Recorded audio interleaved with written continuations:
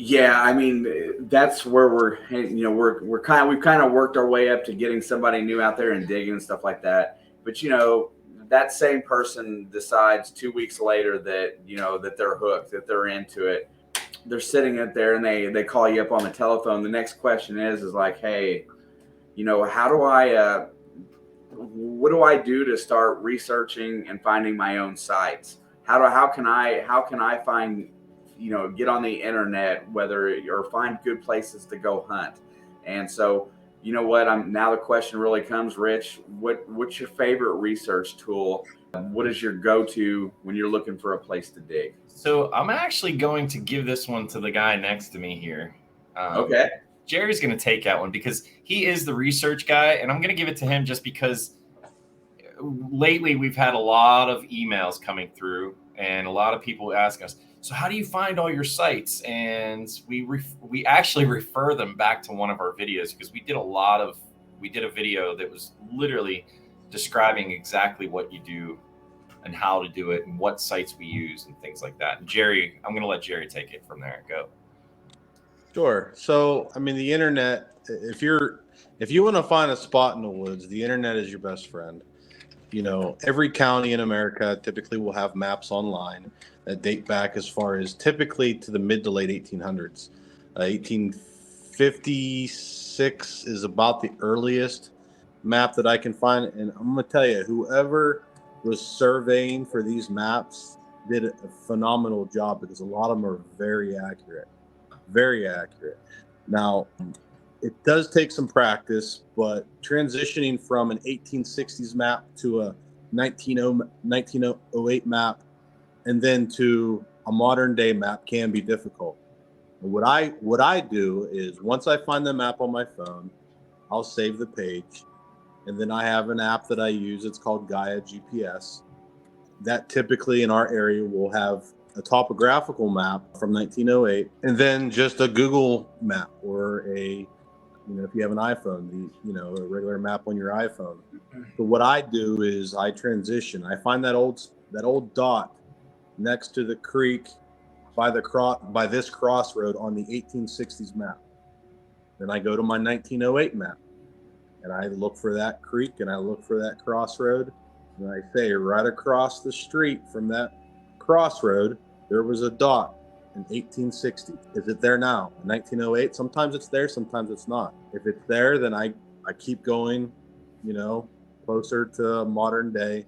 And then a lot of times I like the ones that are gone by like 1908 because those are the sites you get into. You dig absolutely every tone that you get is typically something good.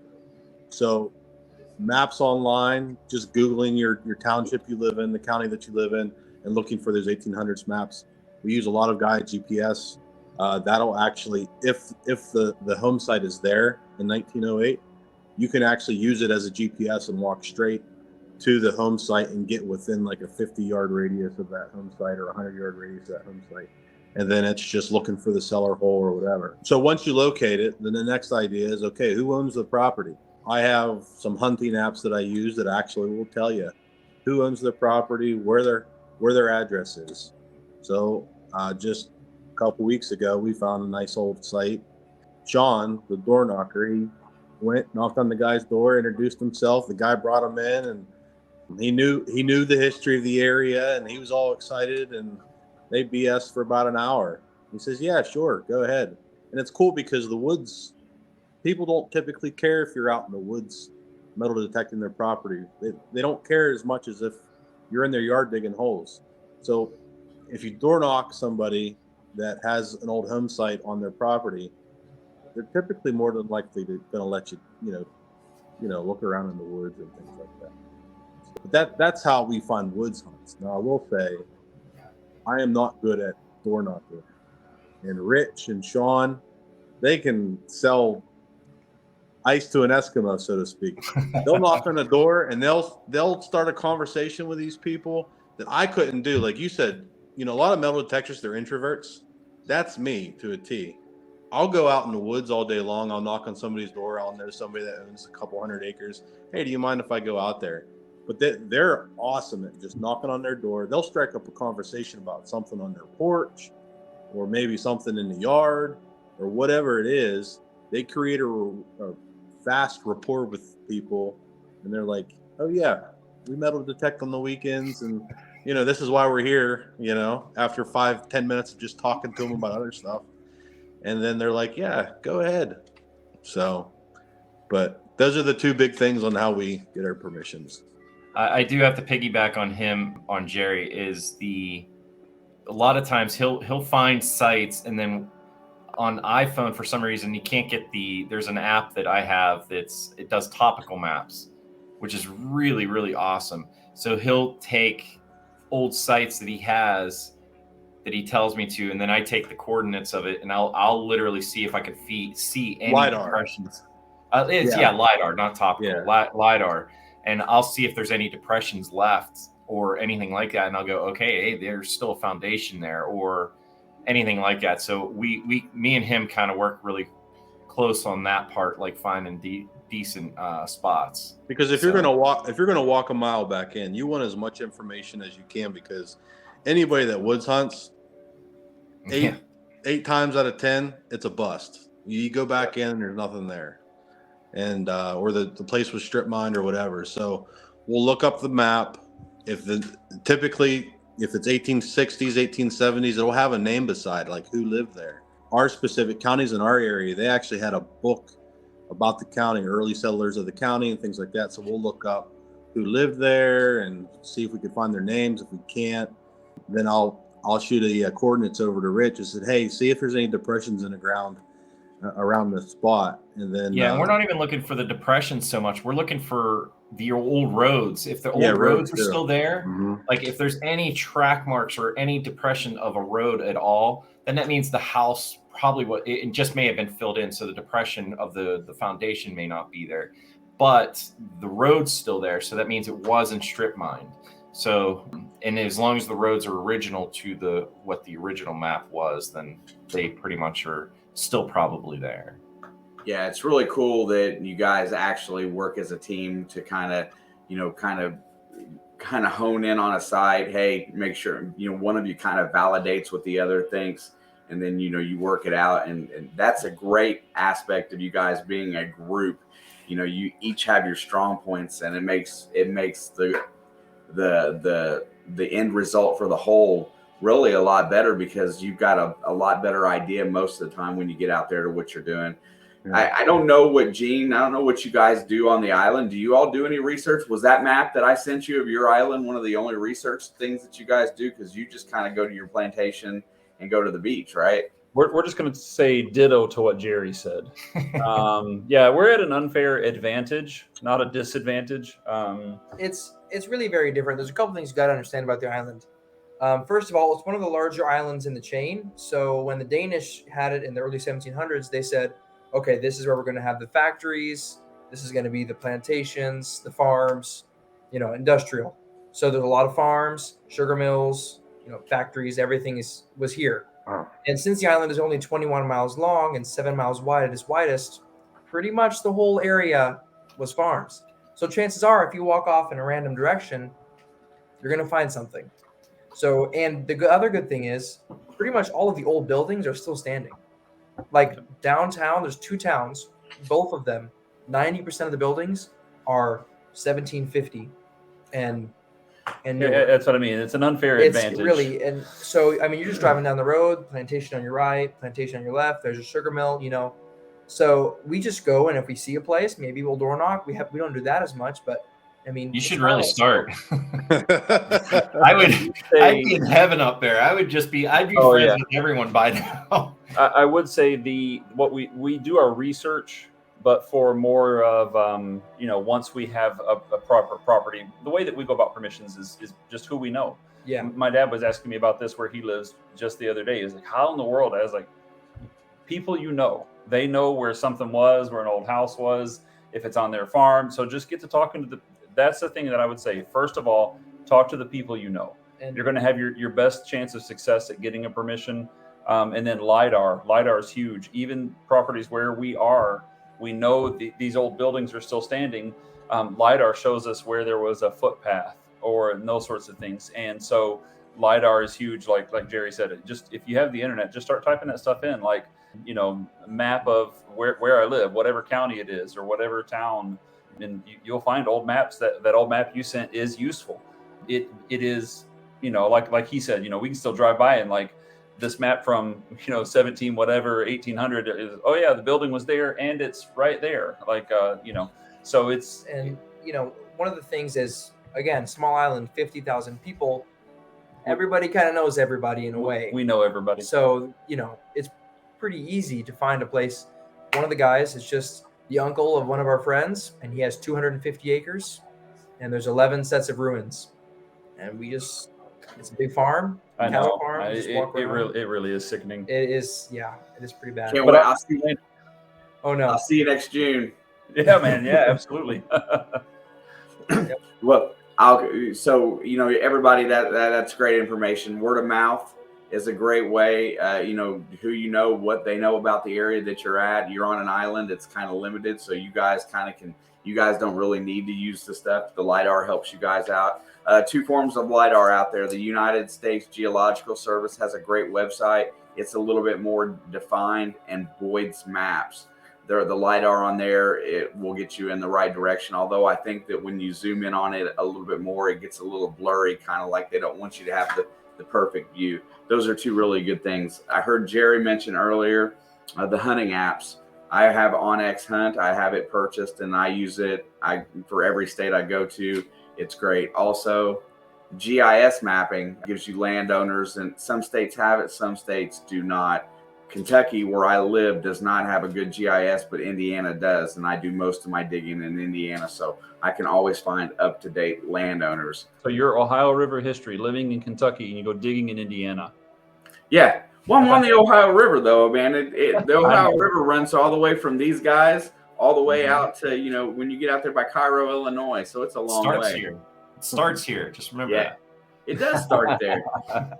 But there's other forms of research that we do, and I can't even give you all the names, but the 1883 maps are around here. The Sanborn insurance maps are really good. There is a lot. The 1908 postal map is one of my favorites because in the area that we dig, it shows all the roads, and those roads, regardless, a lot of those are not there anymore. If you just follow those roads on the permissions and get the landowners, then you're going to find a ruin, an old cellar hole there. So that postal map is really nice. And it's really funny because my research mirrors what Jerry's talking about. I use the 1883 map, and then I go and I couple it with the 1908 postal for our area. And those are very common.